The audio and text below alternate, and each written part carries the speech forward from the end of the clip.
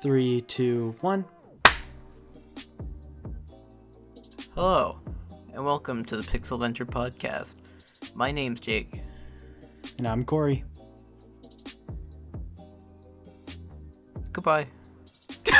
We've already done that joke. Yeah. We can't do that again. Clearly we can. We're doing that literally within a week of the other episode. Actually, exactly a week after the last episode. Well, not according to her. Fine. Whatever. All right. Well, hello everyone. Welcome back to the most official podcast that is out there. Maybe number 2 behind the official podcast. Only high quality. Best Blue Yeti mics that our parents could buy. And I don't know what to talk about this week. You know what we can talk about and have an actual reason to? Okay. All right. Preemptively put on a tally mark. The Netflix Witcher teaser trailer. Literally right after we recorded. Literally, we recorded on the Thursday before the Friday it went up. And was played at Comic-Con. Yeah, and would you like to say your opinions first?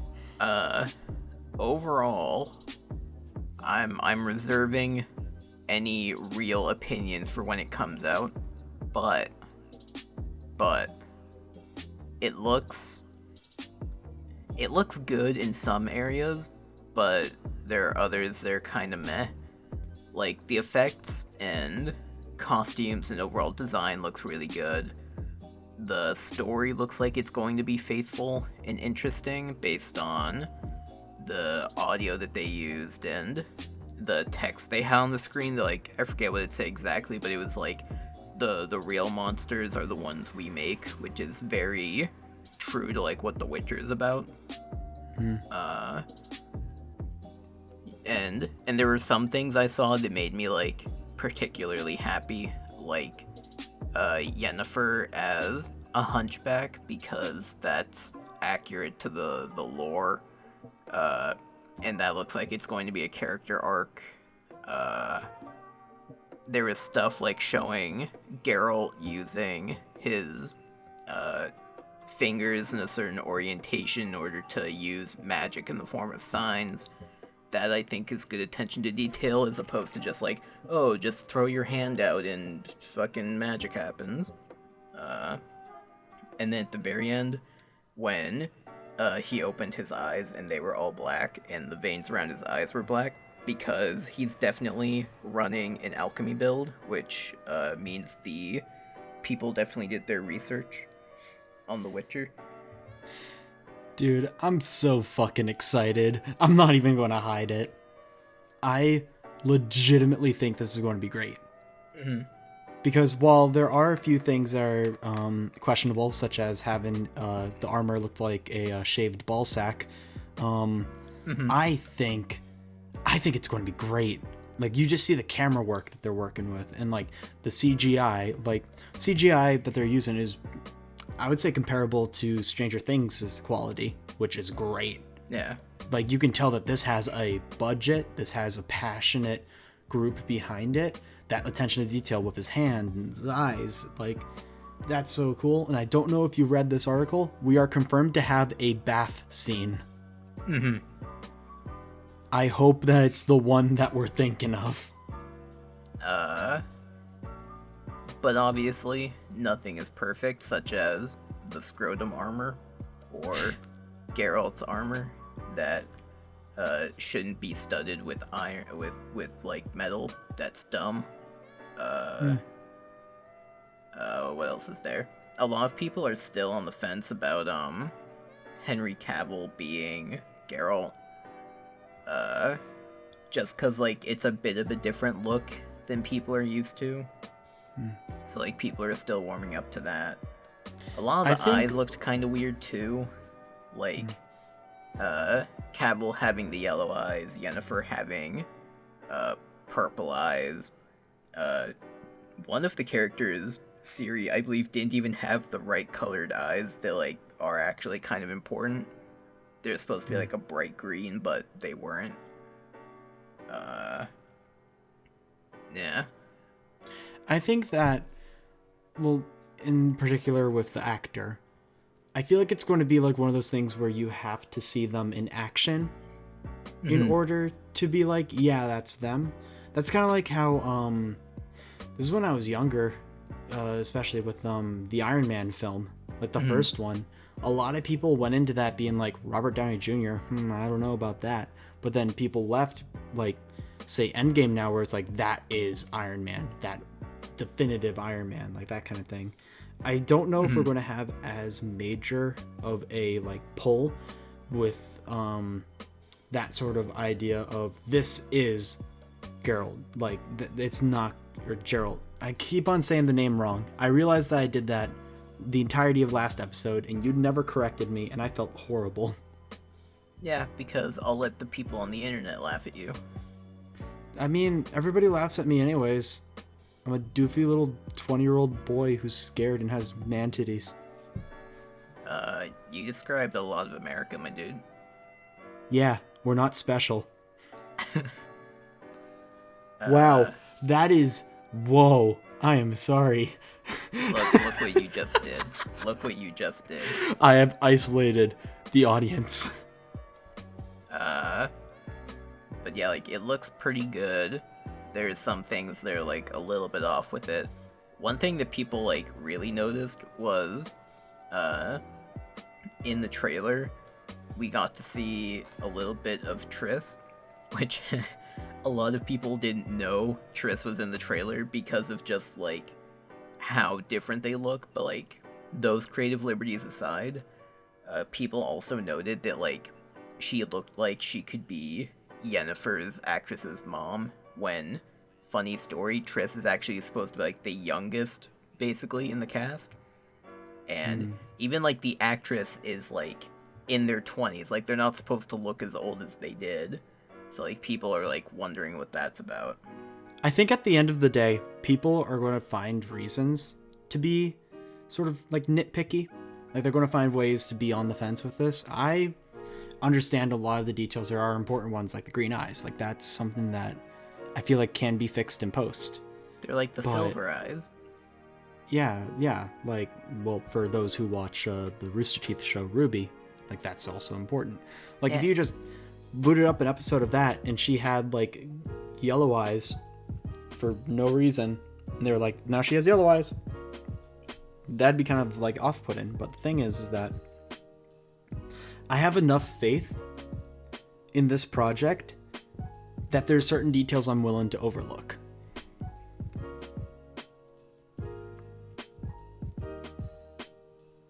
I think that silence means that we differ. Oh, I thought you were I thought you were going to continue. You're like, no. There are some things I can look over. No, like, I'm just saying that as far as the show itself, I think it's going to be good. I like the camera work. I like the way the characters are interacting just from the trailer. I like the overall vibe of it. I think it captures sort of the atmosphere of the books really well. I think this is going to become, like, possibly the next big Netflix series, even for people who have not followed the franchise. Like, it's especially good because now it's filling in the void that Game of Thrones has left. Because that was a huge fantasy show. A lot of people were on board with that. This seems to be taking a similar vein in sort of, like, you know, tone and the way, like, the colors and everything. I think a lot of people are going to gravitate to this. Like, I think it'll be an entertaining show, but the thing that I just really want to see out of it is they're going to really need to, like, recontextualize pretty much everything. Kind of in a similar vein to, like, the Warcraft movie. Like, a lot of people were really hyped about that.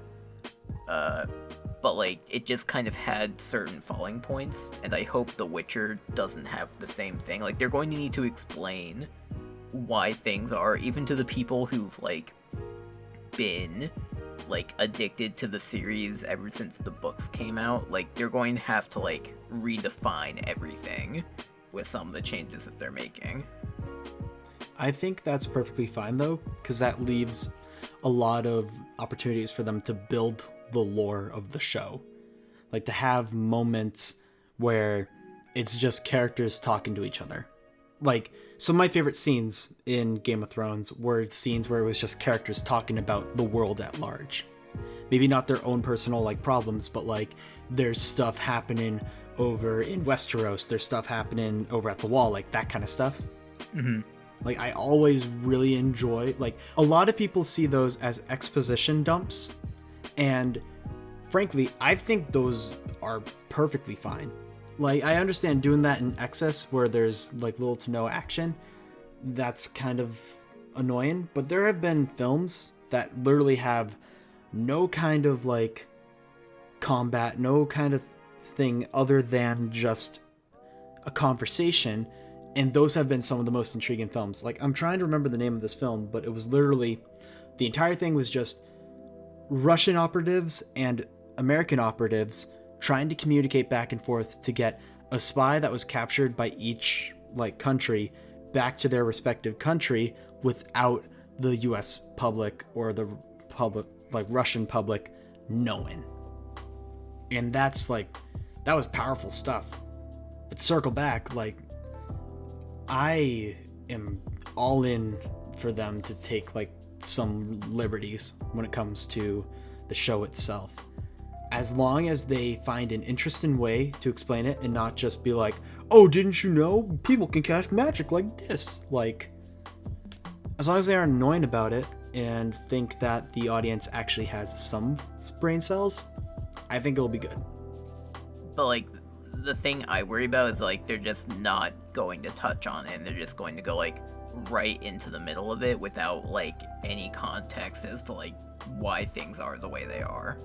I feel like sometimes though that's the best way to do it, where it's just like they're thrown into combat, you're seeing the way that he fights, and then afterwards someone could be like, how did you do that? And he's just like, it's a curse or whatever, you know? But like, if they don't explain like what the role of, let's say, like the sorcerers are, they play like a huge part in the story. If they don't explain like who they are, and they're like, all you're left to know is like, oh, they're women and they do magic, and they don't explain like anything behind why they are the way they are, like it's not going to be effective. You're just going to be like, oh, okay, they're there, and well, that's definitely going to be explained. That's the thing. I hope it is, especially with like some of the be. things that they're gonna have to like change. They can't keep the story completely the same, so I'm hoping they do it in like a reasonable way. Yeah, like, I understand having certain characters maybe have different like allegiances and stuff, because like I think the way I'm going to look at this is the way that George R.R. Martin treats the show and the books for Game of Thrones, where the show took a different direction and the books are taking another, but they're going to somehow kind of end this like in the same place, maybe not the same way with the same actions and stuff like that. But I feel like the show is going to do its own thing as far as like how it's going to go about showing characters, showing combat, showing the overarching story that is in and present throughout the Witcher franchise. Mm-hmm. But it's going to take enough creative liberties where it's going to feel fresh and new, and for people who are fans of the franchise, it's like maybe the equivalent of like Lion King 1.5, where it's sort of like the main story but some extra bits that make it just like way more engaging. Or it could be the Lion King live action. I already talked about this. Yes, we did. We're not talking about it again. But I am bringing it up. It I'm kind of treating the Witcher Netflix series the way I did the Warcraft movie, in the sense of like, it's okay to take creative liberties and do things differently to either to simplify certain things or just to do like your own kind of take on it, but you have to have an explanation for it. Yeah, like the orcs in the movie, like some of them were green, some of them were brown, when in the canonical lore they were all supposed to be green because the fel magic has that kind of radioactive corruptive property, but obviously it would make it harder to tell the orcs apart and tell whose side the orcs are on, so they differentiate a little bit and made it more blatant. They're like, oh, you have to have it like, you know, put into you in order for you to turn green, yada yada. Like, which I think was fine. Yeah, and it was fine because there was an explanation that made sense. And that's just all I'm trying to say. Yeah, definitely. Like, so I guess in summary, just for what we said, explain what's going on, Netflix. We're not going to have any issues. Yeah. But on a different note, I feel like we're following the same formula with a lot of these episodes, because the next thing I want to talk about is a game that I recently picked up. And I don't see a problem with that. Yeah, if anything, it's consistency. Although I would like to maybe branch off to a subject that we normally wouldn't cover later on. Yeah. But I found this game. I was bored one day. I was on my Switch, and I've been playing Enter the Gungeon to death. Like, I've gotten every single past for all the characters is killed. I'm just working on bullet hell runs. And I'm trying to find something that gives me the same sort of thrill of Gungeon, where it's the like the one life and then you gotta restart kind of thing. Like roguelikes. But I don't want to have another isometric one. I was happy to find a game that is a first-person shooter, plays a lot like Quake, and follows the same formula as Enter the Gungeon, minus boss fights, at least from where I am right now. The game is called Immortal Redneck. And we'll throw on some footage of at least the trailer. I had no idea how to feel about this game when I first picked it up. I don't know, have you heard anything about it? No. Well, that's actually pretty cool, because some of my favorite experiences with games are going into games where I have absolutely no idea what they're about and just completely throwing myself at it and trying to figure out like how it plays, what to do, that kind of thing.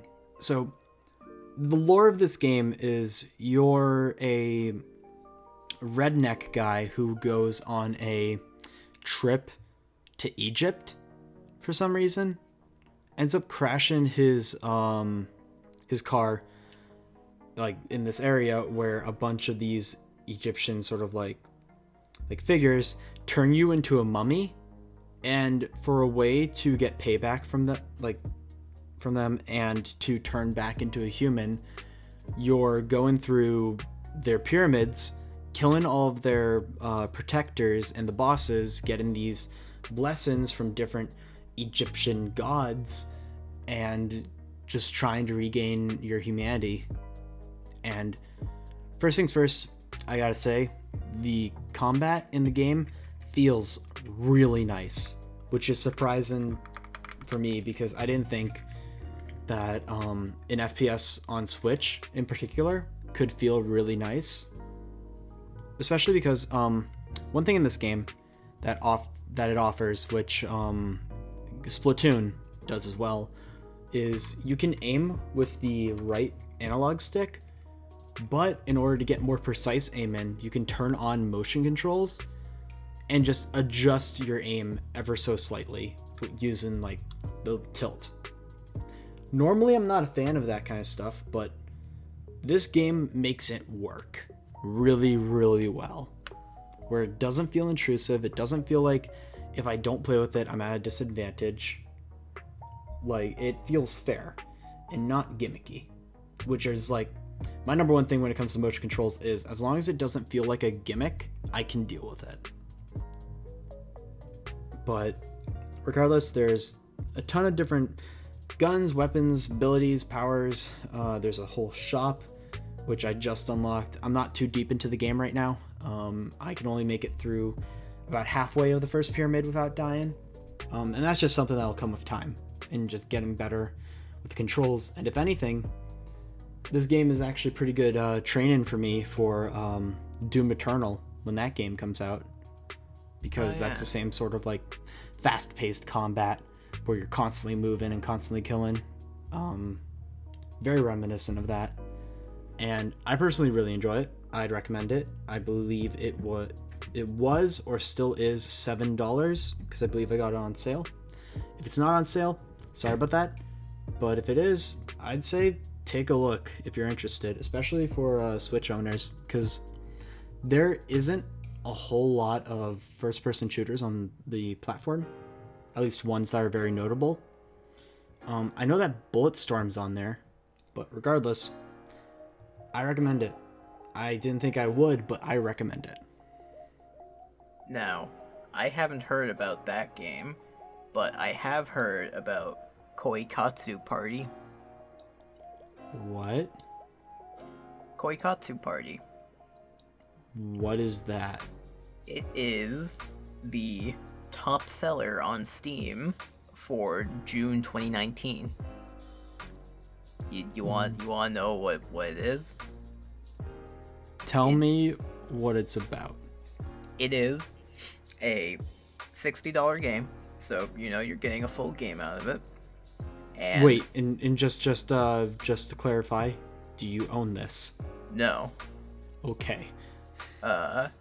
Is a $60 game where, and hear me out, you get to design with 300 different kinds of like sliders and customizers, build your own waifu. And That's then it? And then you fuck them. What? Mm-hmm. That's $60. Not the, honey pop bejeweled game with like a couple of sounds. Like, no. Oh, it's 3D, son. Oh, it's real. It's 3D. It's real, son. It's 3D. Oh my god. And there's even, after just a little bit of a deep dive onto the Steam page, there is a free VR DLC. Oh. You know that's a popular download too. It is the top seller of June. I think that says a lot about PC gamers. Yeah. And I don't... Hey, remember when Steam was like, hey, we don't want sex no games porn in our on the store. platform. We don't want anime sex on our store. Wait, no they can sex make us on the money? platform. Okay. Yeah, no sex on the platform. How big do you want their eyes? But yeah, apparently there's like over 300 different sliders for like literally everything. Oh my god. Imagine the swamp monsters you can make with that. Oh my god. Dude, that'd be almost as fun as the sliders that they have in Saints Row. Oh, I made a perfect Homer Simpson head in one of my save files. And it made me so happy. But yeah, I feel like that was worth mentioning. Jake, throw on Saints Row Homer Simpson right there. Alright, if I get it. From you. Right there, too. Don't forget that corner. Now slowly have one growing in the middle of the screen for the next 10 minutes. But not big enough where people would get upset, but enough where they see it. You know what was another really big thing that happened just today, actually, as of recording, on Thursday? What are you referring to? Discord server folders. Thank God for that. Yes. Oh my goodness. Like, okay, for anyone who doesn't use Discord, who's listening to this, Because you're listening to this from under a rock. Sure, but I mean, people still use TeamSpeak. And Skype. Businesses use Skype. Well, Skype has surround sound. It. That's the only advantage that Skype has over Discord right now. And that's about it. But regardless, with servers, you can join a server, there's a bunch of people or whatever. If you have a bunch of them, like a bunch of different ones that you're in, originally you just had to scroll through a giant list and use that to get access to all of your different chat rooms, all the different voice chats, that kind of thing. Or you could only have like a certain number that you would keep track of and have to like sacrifice other servers so you don't get like too crowded. Yeah, but now they made it so that you can categorize them by folder. So like before the call, Jake told me, and I have made it completely like just clutter free. Like I have the servers with high school friends, I have the servers with college friends, I have the servers where it's for games that I'm following the development of. I have stuff for Twitch streamers I follow. Like, it's so much cleaner, and I love how, like you were explaining, this came from just a user literally being like, you know how easy it would be to make this Discord? Oh no, like a bunch of people were complaining that like, why aren't there like server folders? Because it's like a quality of life thing that like honestly probably wouldn't be that hard, that they just never really did, but they like got to like a bunch of other things first. First, Discord makes folders. Who's next? Nintendo? You better make folders for the Switch. You had that shit on Wii U and 3DS, and that was lovely. Please put it on Switch. I hate having to scroll through my entire game library just to find one game. It's a mess. Yeah. And also put in an internet browser so that I don't need to do the weird like roundabout way of doing it where you have to like change your IP address to a certain thing. And even then you can only really go on Google. If you want to use an internet browser, just play on a PC, buddy. Literally, I've already explained to you that this laptop has trouble running Minecraft. Yeah. I'm not doing a whole lot else on this thing. Yeah, it does. It has troubles. Yeah, and I mean, I can play Overwatch, but everything looks like a blob with a gun. You can play Overwatch in air quotes. Yeah, and you can play as the new hero. Yes, you can. Currently only on the PTR. For those who aren't interested in Overwatch, I'm sorry. Originally, I was in your crowd for a long time, but then they released this character. And now I'm back into it. Yeah. So, Jake, seeing how you, I feel, is the most excited because it's finally a new tank. Mm-hmm. Explain the character of Sigma. So, you have Sigma, and he is Dutch Astro Man, and so his main attack is he has these like two orbs that he throws out one after the other. You can't just fire out one, you have to fire out both, and they're kind of like a short ranged like Zenyatta orb, except like they'll bounce off stuff a couple of times, and they explode after a set range. They explode either after they hit a range or they hit like a target, like a person or a shield. And when it explodes, very slightly, it'll pull everything around it into itself, which is interesting as opposed to like blowing them away. Their right click is honestly probably my favorite part of his kit, which when you hold it down, it'll send out a 1500 health shield that will just keep going in whatever direction you like send it in, and it stops once you let go of the right click. So you basically have, for those who've like played Overwatch for a while, it basically has Symmetra's like old shield that she used to have, but it's like better because Not you can the stop it. 25 regenerative shield, the one where you would shoot out like a little Yeah, like orbiter. her like projector shield thing. Yeah, It would never we're not talking stop. about that old Symmetra. But yeah, and then you can send it out like whenever. There's no cooldown for it, but if you just simply click the right mouse button, it just sends it back and then it starts to regenerate. And I really like that. I think that's really good, especially for choke points like on the map Volskaya, or with what's that other map? It was the one that Eichenwald. Yeah. There's specific choke points which are pretty difficult to push through if you don't have the right coordination, or you don't have enough flankers on your team, or you have people that just don't want to switch off certain heroes. I think that ability is so good.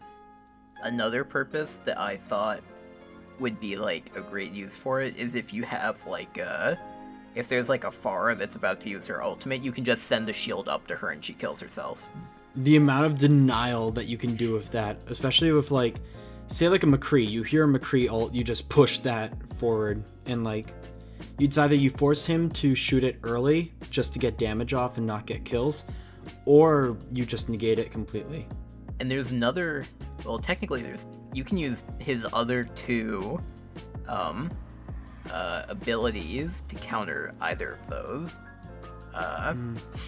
Because I forget like which one is to E and which one's to shift, but one of them is he creates a cone in front of him for like a short casting time, and at the end of it, what the cone does is it absorbs incoming projectiles and like damage and stuff, and at the end of the cast, it converts it into shield for himself, up to 400 shield.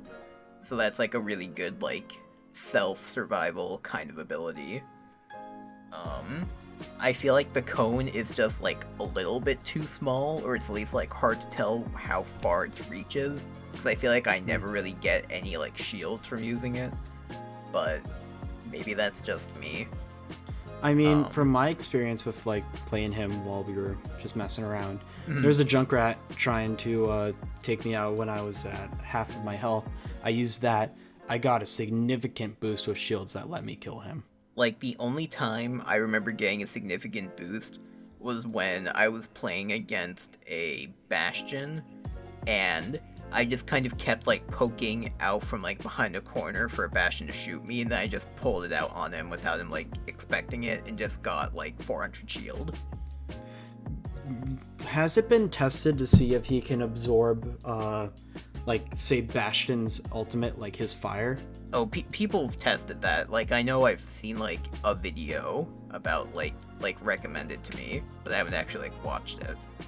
Because if so, I would say literally when they pop an ultimate like that, like Pharah pops her ultimate, you just either, if she's still on the ground, you go up to her and just press shift.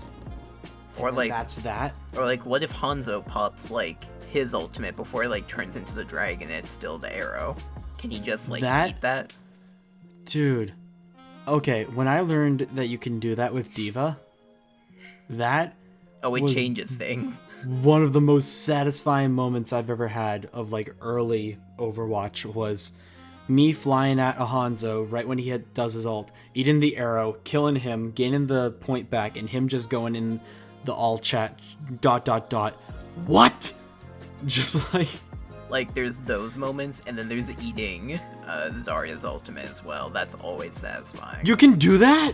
Yeah, you can eat it before it hits the ground. Oh just my God. Just like Hanzo's ultimate, you can eat it, like, if you get there quick enough. Yeah, there's like a certain like frame where it's a physical like object and not like the ethereal type thing. And I'm sure that Genjis have a similar amount of pride when they deflect both of those. Dude, I remember the only good thing I've ever done as a Genji was not die on a point. I still haven't gone through all the abilities of the new hero. I just realized I stopped in like the middle. Yeah, well, I mean, the only ones that we have to explain left is Earthbend and the Ultimate. Yeah, he can pull rocks out of the ground and throw them at people, and then it stuns them. The people and, like, become stunned, yeah. knocks them back a little bit. His ultimate is something that I also really love about his kit, where it creates this, like, area of effect on the ground that you can, like, see visualize before you, like, finally use it. And everyone in it, every enemy in it, gets thrown into the air, which, like, leaves them vulnerable to being attacked. But at the end of after, like, a little while, like a couple of seconds in the air, they get pulled immediately down, and they take fall damage in the game equal to about, like, half their health. Yeah. It's 50% of their max health Yeah. and damage. Mm-hmm. Which is the first percent health damage move, I believe. Yeah. And I think that's a really good step, because I think having flat percentage, like, well, not flat, well, flat damage would be like, oh, it does 500 or something like that. Like, if it does 500, God help us. But, like, everyone's dead. yeah, everyone's dead minus, like, Roadhog, I think. Does Roadhog have like, I don't know. Yeah, he has someone who 600. Diva, I think, would survive that because of her second form. Yeah, Hammond, if he had, like, the shield, yeah. I don't know. I think having percent-based damage makes it easier to balance in the long run.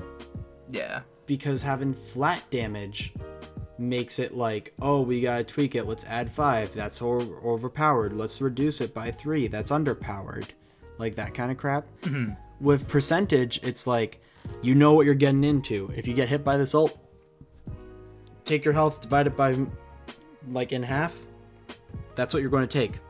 If you're a support hero, like, I did this before where I was playing Lucio. I got caught in the ult, and I had my ultimate, and I hit that before I hit the ground, and I kept my team alive.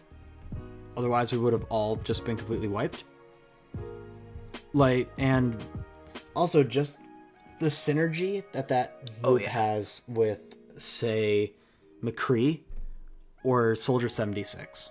You throw people in the air, they can't move, they can't do anything. I mean, they can still shoot, and I think you can still use abilities, but you can't, like, move from your spot. You can, like, drift side to side, but you can't move, like, up or down. Yeah. And it doesn't matter, like, how far you fall, you get the same, like, 50% damage. Yeah. And another neat thing about it is, because of how high it sends people into the air, it'll move everybody off of, like, a payload. And there's, clips on, like, Reddit of people using that on the payload, like, right before the final point, and it just, like, instantly goes in because everyone's off of it. Yeah, like, if you're, like, 3 meters away from the objective and everything, there you go. Yeah. Or, like, if you're at a control point and the enemy team is just, like, you know, crowded on it, you use the ult, get them off. Like, if you don't get them in the air, you get them off for a significant period of time where you can get the rest of your team there. It's definitely also a great zone-in tool, because when they hear, like, the "what is that melody?" people kind of start to panic. It's like the same thing with with hearing, like, it's high noon, where people immediately try to run for cover. Yeah. Or run for shields. Like, you can just play with that with the enemies and use that to your advantage to get a better location as far as the fight goes, which I think having more characters that are good with zone-in is really important to the game right now. Yeah. Because there's been, like, one of the main metas that has always just been there is marksman. Like, having high damage, high accuracy characters and have that dominate, because having characters, like, that can just deal very reliable damage very fast and then get in, get out, that kind of thing. Mm-hmm. Like, that's always been good. I know that Tracer isn't really good right now, which is kind of a shame. Yeah. But, like, as far as, like, from my experience of playing, it's always been, like, the get in, get out kind of, like, mentality where entire team needs to go in, or only one person goes in and dies and everybody makes fun of them. Yeah. Like, while it is important to work as a team, I think that heroes like Sigma, well, villains like Sigma, according to the lore, they allow a lot more options as far as how to play. Because, like, with Sigma, he's powerful enough where he can deal with stuff on his own, but if you have, like, a few other people backing you and then other people going around to flank, like, you can create a deadly, like, sort of pincer move that would wipe out an enemy team. Like, when we were playing Dorado, we were going up a, like, sort of that last little choke point. And I remember we were playing No Limits because, you know, new hero, PTR, everybody wants to play Sigma, but I was playing Lucio. And no, I wasn't playing Lucio, I was playing Brigitte. I was trying to heal everybody up, and then I noticed that there was a Sigma, like, flanking behind, used his ult, got the entire enemy team up, everyone started shooting them, killed about 3 of them. I pop my ult, heal everybody back up, we eliminate the rest of the team, we just walk, essentially, like, to just our victory. Yeah. There's so much that can be done with that. I feel like it might get nerfed, but right now I really enjoy it. But yeah, and sort of, I guess, because we hit the roughly the 40-minute mark. Yeah. I want to take a moment to sort of talk about something which I don't normally want to get political on anything I do. I don't enjoy the act of putting my views out there. Not to say that I don't think my views are valid, but that there's so much mess when it comes to saying how you feel about politics these days, because you have the extremes, you have, like, the in-betweens, you have everything there where no matter what you say, there will always be people who scream at you and don't agree with you, you know? But I believe that as a country, we can all come behind the fact that they used the wrong presidential seal for that speech that Donald Trump did for God, what's it called? It's a conservative group. It was like it's that group that's targeted towards teens. I can get the name again, but have you seen this news report at all? No. So, for the I'm sorry. I'm pulling up a thing just to make sure that I'm saying the same thing, or like the right thing. So, for Turning Point USA, they had a student summit on Tuesday where they had Donald Trump come in and talk to the kids, give a speech, that kind of thing. Yeah. When he came on stage, though, they used the wrong presidential seal. Like, the presidential seal, like the normal one. Do you know what the normal one looks like? Yeah. Yeah, like, you know, the eagle with the arrows and everything. Well, this one, the one that they used, was one that was made, it was definitely like a political comic type thing, because for one, this symbol had the birds from the Russian seal on there. Then they had golf clubs in one talon, money in the other, and the quote, like the quote on presidential seal, I believe it's Latin. Well, this one had a Spanish phrase that translated to 45 is a puppet. Now, regardless of if that was real. Yes, it was real. That was real. That is real. That's an actual thing that was used for the presidential seal. Yup. Well, you see, I saw that on Reddit, and I'm like, oh, okay. Someone is I found it in like I think it was like the political humor subreddit, and I'm like, oh okay, someone's just making like a weird like political like comic or something, being like, oh I get it because Trump plays golf and Money Man. I didn't realize that was a real thing. I thought someone just made that as like a funny like a funny project. No, legitimately, like, apparently, according to Turning Point USA, they fired the AV guy who put up that picture because apparently what they were told is right before he went on stage, they were told that they needed to put on the presidential seal and not like the original thing that they had for a background. So the guy just went on Google and took the first image that looked right. My God. Which, if anything, that says way more about Turning Point USA than I ever have to say. Because, like, okay, again, as far as politics go, I couldn't care less. As far as, like, I'm personally in the camp where I believe that all sides are stupid and that no matter what we do, the world will burn because nobody knows how to have proper discourse anymore. And there's no such thing as, like, hearing each other out because now, since we have such a big us versus them mentality, especially brewed through the previous election, with the way that Trump approached it and the way that a lot of other candidates approached it as well.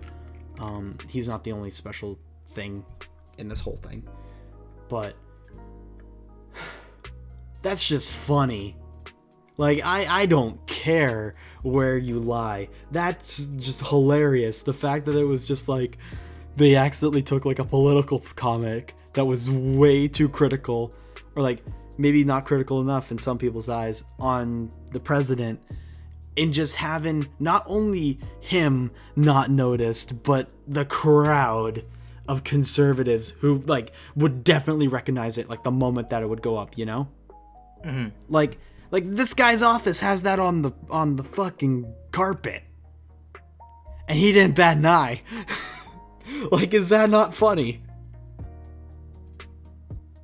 I think it's hilarious.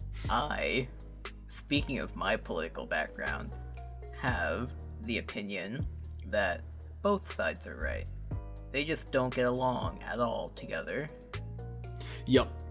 And, like you said, there just needs to be more like conversation between the two parties, because in today's culture it's too common that if you don't like someone you have to demonize them and stop seeing them as a person because they're just a dumb idiot bigot dummy dumb. The entirety of cancel culture has poisoned the ability that we used to have to actually be able to talk between parties about issues that affect all of us and not make it where it's like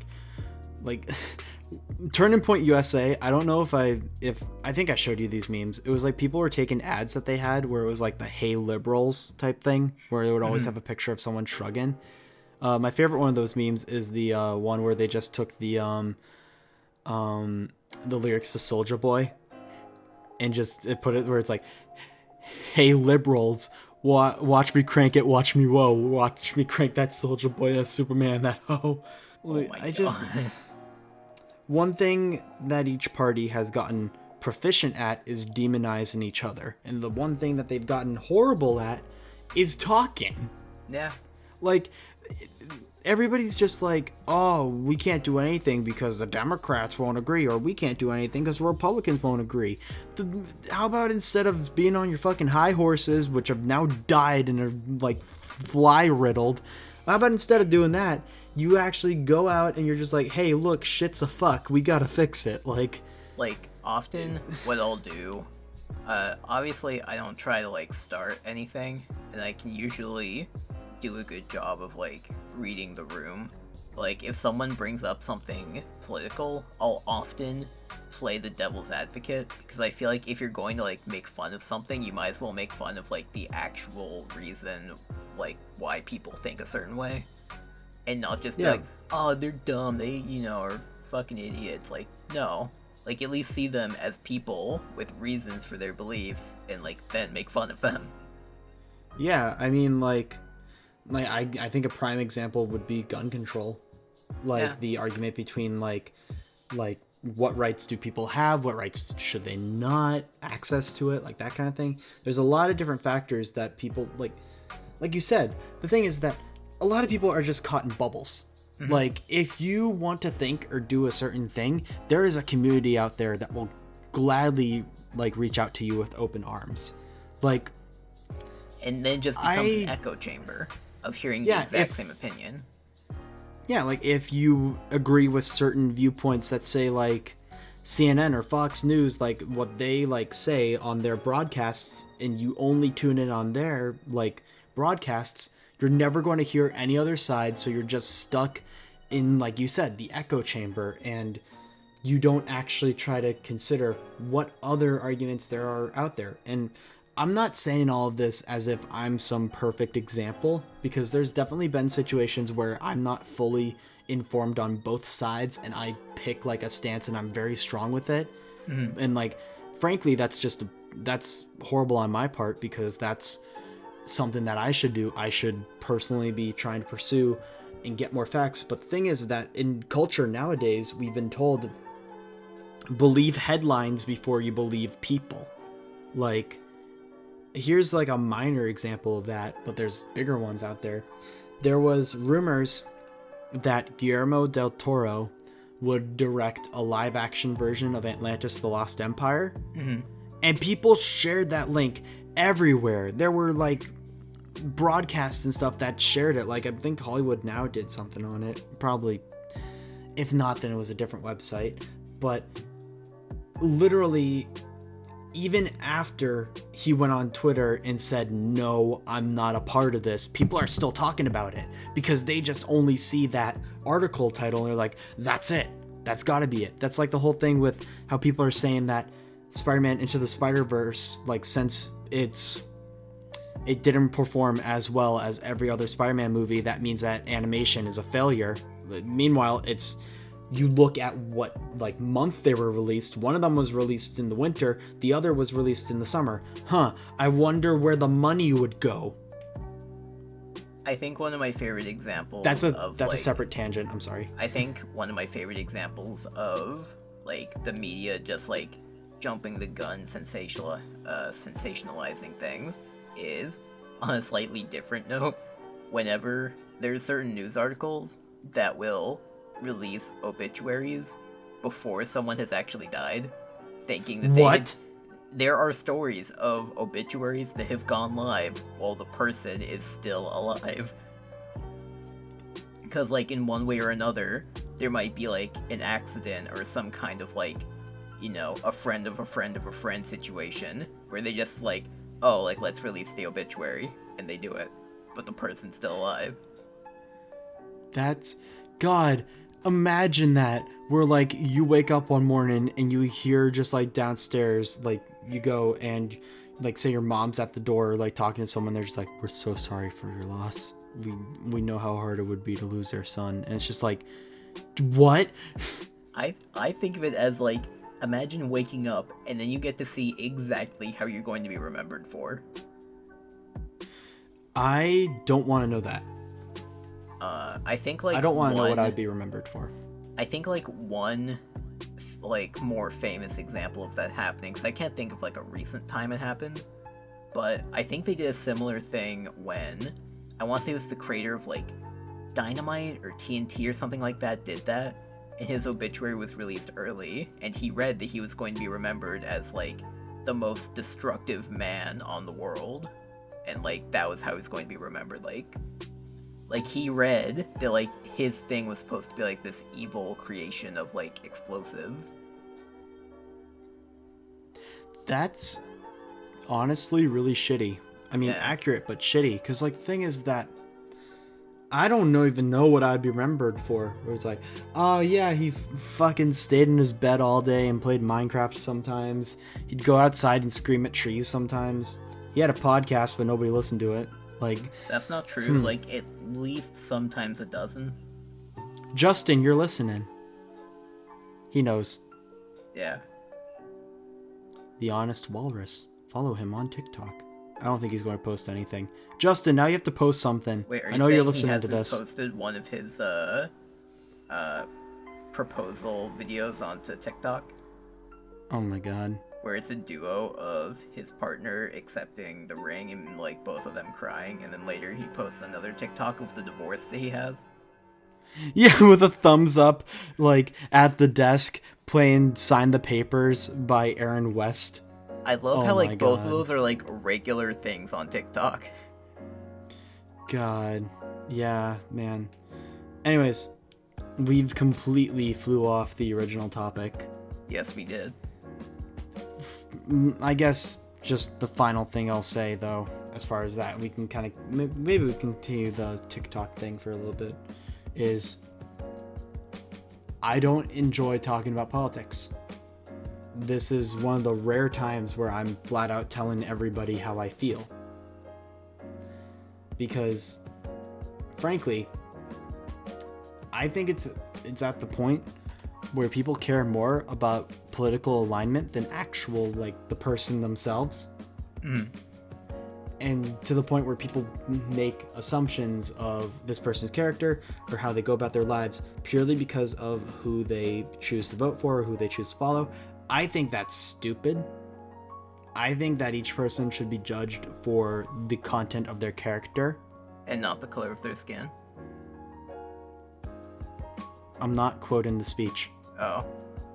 I am. But, I mean, oh. That's the power move. That's the power move.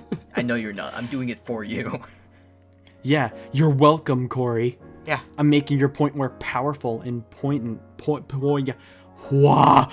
I can't speak. I, on the other hand, I hope that when I screamed there, you zoomed in on my face and, like, made it vibrate. Now, I personally am fine with talking about politics, even though they're not my favorite.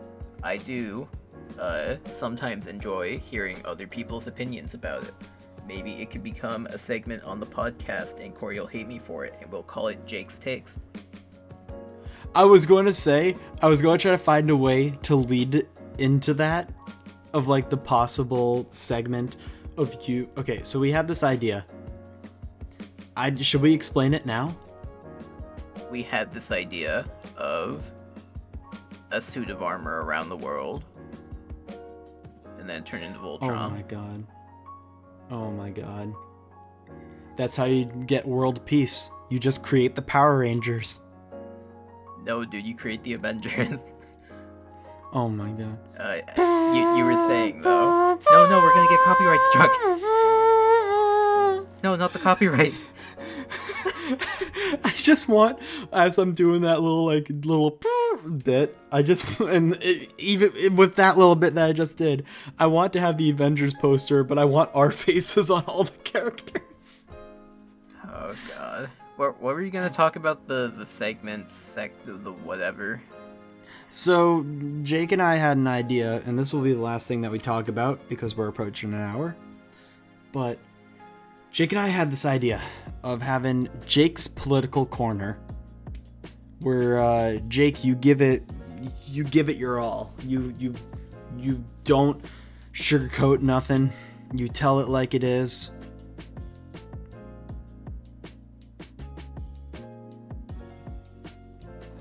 This is the part where you tell it like it is. I tell it as it is. Perfect. So if you guys want that section, or like that little bit of the podcast to continue, let us know in the comments, or don't. We're probably going to do it anyways, because we're stubborn. Yeah. But, yeah. Is there anything else that you would like to talk about for this week? I mean, I don't remember if we talked about it on the podcast, but we did briefly talk about, at least to each other, the idea of doing, like, video essays at some point. It would probably have to be a different format. Well, yeah, we talked about, well, you kind of cut it off for the last episode because you wanted to do the kiss joke. Yeah. Except Which, I did put it in the description, though. Nobody can read these days, dude. Why do you think they listen to podcasts? Because they don't understand us. We're American. But yeah. we kind of want to do a little bit more of the channel, not just the podcast. And one of the things that I was hoping to do is possibly like game reviews. Yeah. And so I would actually ask the audience if there's any specific games that you would want our opinions on. And if not, then I'm just going to go through my sort of backlog, get some reviews written up, and we'll see how it goes. Or if you guys have a movie you want us to give a hot take on, we will gladly watch it. Unless we hate watching it and then we hate you. Just no. Like, I'll watch the movie. Like, oh my god. You know what? I think that could be next episode. I'll throw up a poll on Instagram when this episode goes live to see what movies people would want us to watch, or maybe just recommendations. Or even just like movies that they want to hear our opinions about that we might have already seen. Yeah. Who knows? I mean, Jake, if all else fails, I know some quality garbage that we could watch together. Oh yeah, I totally watched the Warcraft movie again. Have you ever? No, I liked the Warcraft movie. I know, but no Fuck one you. else did. No one else other than us did. And China loved it. China. That's all that matters. Do you know how big the market is in China? I do. That's like That's 3 the Americas. only reason they got their money back. That's 3 Americas in one country, dude. What was the movie you would like us to watch? Have you ever heard of The Incredible Bulk? Oh no. Ladies and gentlemen, thank you for listening to this episode of the Pixel Venture Podcast.